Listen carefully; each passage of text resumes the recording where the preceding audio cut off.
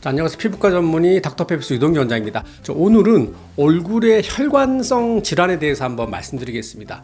정말 눈에 보이지 않는 혈관성부터 어느 정도 눈에 보이는 좀 큰 혈관까지 각각의 혈관에 대해서 한번 구체적으로 어떻게 이렇게 얼굴이 빨개지고 왜 이런 현상이 나타나는지에 대해서 오늘 조금 깊게 한번 설명해 보도록 하겠습니다.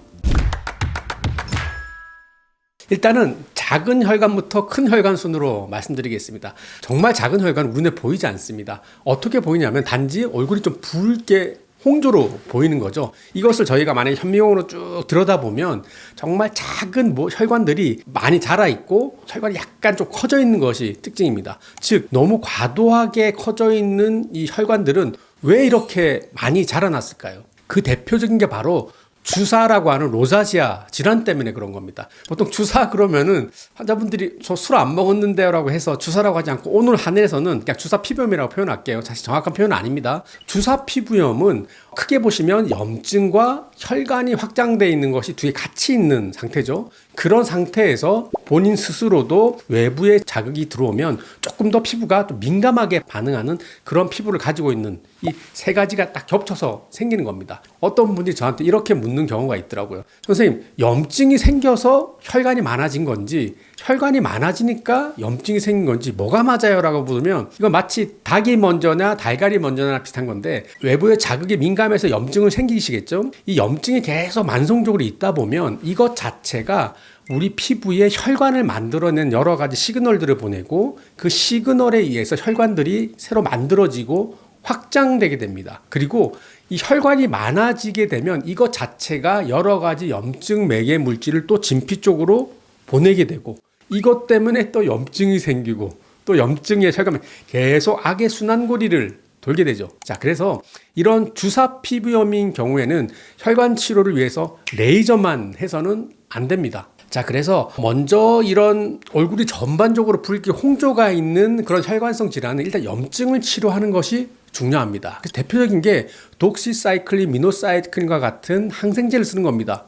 선생님, 저는 무슨 여드름도 안 나고 감염도 없는데 왜 제가 무슨 항생제를 먹어야 됩니까? 라고 말하지만 여기서 쓰는 항생제는 균을 파괴하는 목적이 아니라 이런 약물들은 항염 작용이 있습니다. 그리고 독시사이클린은 비교적 장기간 먹어도 내성이 적은 약물이죠. 그래서 이런 독시사이클린을 써서 염증을 서서히 줄여주면 이런 붉은낌이 조금씩 가라앉게 됩니다. 그리고 나중에 시간이 지나서 상태가 좋아지면 선생님께서 하루에 2알 먹는 걸 한 알로 줄일 거고 또 한 알마저도 또 크기가 작은 게 있습니다. 그걸로 바꿔주시고 이렇게 할 겁니다. 그리고 또 하나는 수란트나 로젝스와 같은 물질도 쓸 겁니다. 이것은 사실 홍조를 없애는 것이 아니라 우리 얼굴에는 모낭충이라는 게 있어요. 제가 옛날에 의과대학 때 서로 옆에 이제 짝을 두고 서로 얼굴에다 스카치 테이프 붙여서 딱 뗀 다음에 현미경으로 보면 모낭충 보입니다라고 했는데 옆에 있는 예쁜 여학생들은 자기는 그런 거 없을 거라고 생각했는데 그 여학생 거 떼서 봤는데도 보이더라고요. 자, 모낭충은 사람이 누구나 다 가지고 있는 겁니다. 같은 자극이 오더라도 주사 피부염이 없는 분들은 조금 자극에 둔하잖아요. 그런데 주사 피부염 있는 분들은 이 모낭충의 자극마저도 상당히 민감하게 반응합니다. 그래서 그것 때문에 염증이 생기는 거죠. 그래서 수란트라와 같은 약물은 홍조를 줄이는 건 아니지만 이 모낭충 자체를 좀 줄여주는 약입니다. 그래서 자극이 되는 모낭충이 줄면 염증이 줄고 그럼으로써 홍조가 좋아지는 겁니다. 두 번째, 아까 말했던 혈관도 줄여야 되겠죠. 혈관을 줄일 수 있는 여러 가지 레이저가 있는데 이 레이저는 보통 500대 파장대를 쓰는 것이 좋습니다. 대표적인 게 595 V빔이 있을 거고 제가 주로 쓰는 532 XLV가 있는데요.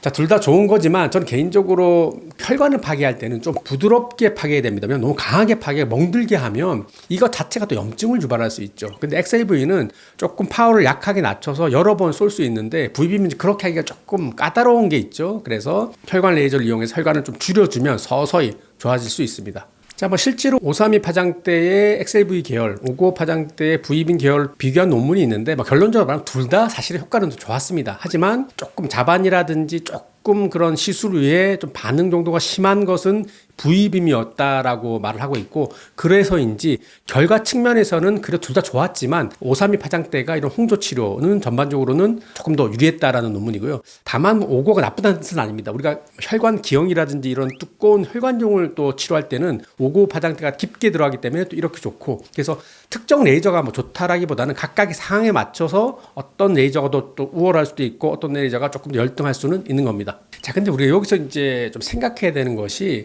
우리가 뭔가를 레이저를 쏠 때 레이저를 쏘는 시간을 조절하면 타겟의 크기를 선택할 수 있습니다. 그런데 얼굴이 홍조가 있는 것은 정말 눈에 보이지 않는 작은 혈관이죠. 그러려면 레이저를 되게 정말 짧게 쏴야 돼요. 그런데 보통 우리가 595, 532 파장대에 쓰는 혈관은 롱펄스 레이저로 보통 뭐 10mm 쓰거나 상당히 길게 쓰죠. 그러면 사실 정말 작은 눈에 보이지 않는 혈관들은 파괴가 안 되는데 레이저를 길게 쏴도 좋아지는 걸 볼 수 있습니다. 왜 그런가 하면은 강하게 빵 쳐서 혈관을 이렇게 탁탁 터트리는 개념이 아니라 좀 벌크 히팅, 전반적으로 에너지를 주고 그 하나하나의 혈관이 아니라 라면처럼 전체적으로 덩어리째 있는 그 혈관 전체를 본 것이기 때문에 우리가 레이저를 쏘는 시간을 좀 길게 해서 좀 부드럽게 해서 이 전체 혈관 플렉서스를 좀 서서히 부드럽게 하는 방식으로 치료하는데, 이렇게 하는 이유는 아까 제가 말씀드렸죠. 홍조같이 염증이 동반된 혈관은 우리가 TRT라고 하는 그 선택적 광열 분해 방식으로 하면 너무 반응이 심하기 때문에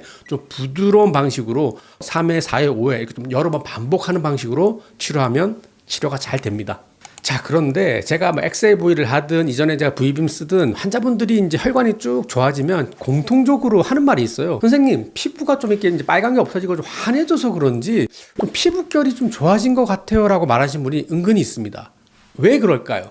이것은 그 환자분이 그냥 느낌적인 느낌으로 된 것이 아닙니다. 제가 아까 말씀드렸죠. 혈관을 치료하기 위해서는 그 레이저를 길게 쏘는 롱펄스 레이저의 방식을 쓴다고 했죠. 이런 롱펄스 레이저는 532든 1064 나노미터든 특징적으로 해당 부분에 좀 뜨거운 열을, 좀 뭉근하게 열을 줍니다. 즉, 이런 뜨거운 열이 진피에 들어가면 진피의 섬유화세포를 자극해서 새로운 콜라겐이 늘어나게 됩니다. 그럼으로써 환자분께서 느끼시는 거는 피부결이 좋아졌다라고 말하고 있죠. 그런데 제가 단순히 피부결을 좋게 하기 위해서 이렇게 뜨겁게 했을까요? 아닙니다. 자, 옆에 사진을 보시면, 자, 옆에 진피 안에 혈관 보이시죠? 그런데 우리 롱펄스 레이저를 통해서 진피 내 콜라겐이 늘어나면 어떻게 되겠습니까? 해당 부분에 콜라겐이 치밀해지겠죠. 그럼 혈관 입장에서는 사방에서 자기를 쭉 조여주는 그런 효과가 있겠죠. 즉, 피부결 자체가 좋아지는 것만으로도 혈관이 늘어나는 게 좁혀지는 효과가 있기 때문에 얼굴이 조금 더 빨리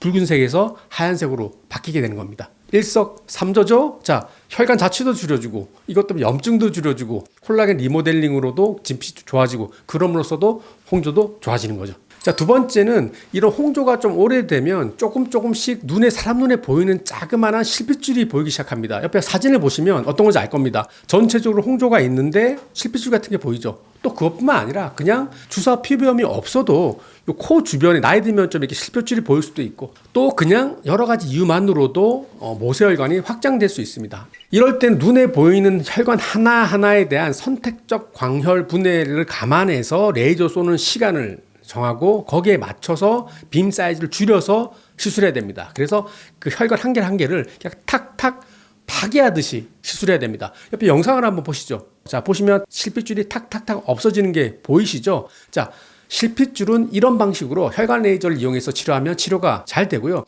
만약에 선생님 저 근처 동네 병원 갔더니 선생님께 저희 병원에는 혈관 레이저가 없습니다라고 하겠지만, 또 다른 방식도 있습니다. 혈관 레이저가 없는 병원에서는 우리 전 빼는 이산화탄소 레이저 있죠? 그거를 혈관 쪽에다가 이렇게 뿍 넣어서 길목을 차단함으로써 없앨 수도 있습니다. 저도 가끔씩 전 빼다가 환자분이랑 좀 오래돼서 친한 분들이 있잖아요. 그런 경우에는 실핏줄 보이면 전 빼면서 받을 그걸로 뿍 CO2 레이저 넣어서 혈관을 치료해 드리기도 하고요. 또 제가 좋아하는 아그네스로도 치료할 수 있습니다. 아그네스로 혈관이 시작하는 부위, 끝난 부위에다가 탁탁 찔러서 고주파를 주면 그게 혈관을 지져버리는 거잖아요. 그런 식으로도 치료할 수 있습니다. 자, 그럼에도 불구하고 가장 다운타임이 적은 방식은 혈관 레이저이기 때문에 1차적으로는 혈관 레이저를 이용해서 치료하기를 권해드립니다. 자, 마지막으로 사진 보시면 딱 아시겠죠? 관자 부위, 눈 밑에 이렇게 부르스름하게 보이는 정말 큰 굵은 정맥들을 치료하는 건데요.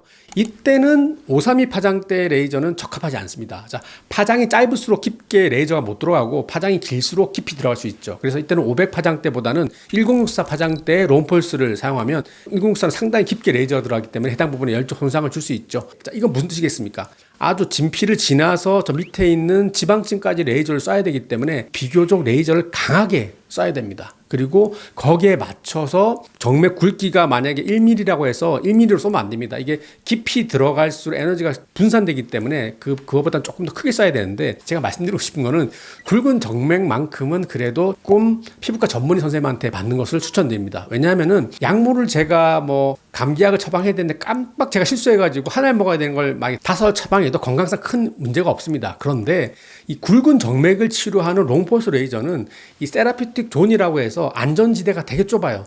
조금만 세게 하면 화상 입을 가능성이 높고요. 조금만 약하게 하면 반응이 전혀 없습니다. 그래서 이 부분은 조금 경험 많으신 피부과 전문의 선생님 병원에 내원하시면 쉽게 제거할 수 있을 겁니다. 이전에 굵은 정맥은 레이저를 이용해서 여러 가지 치료할 수 있다는 여러 가지 영상을 띄운 적이 있으니까 한번 참고해 보시기 바랍니다. 자, 오늘은 얼굴에 나타나는 여러 가지 혈관성 질환의 치료에 대해서 말씀드렸는데요. 어떻게 보면 야, 얼굴에 붉은 혈관 레이저 쓰면 되는 거 아니야 라고 볼 수 있지만 이게 생각보다 그렇게 만만치가 않습니다. 어떤 경우에는 약물도 써야 되고 어떤 경우에는 파괴하는 방식이 아니라 좀 따뜻하게 벌키하게 부드럽게 열을 줘야 되고, 또 어떤 거는 정말 강력하게 탁탁 뭐 제거를 해야 된다든지 여러 가지 차이가 있으니까 이런 부분은 너무 쉽게 생각하지 마시고 여러분 가까운 피부과 전문의 선생님 병원에서 상담받고 거기에 맞도록 잘 치료하시면 얼굴의 붉음증 또는 굵은 혈관 쉽게 제거할 수 있을 겁니다.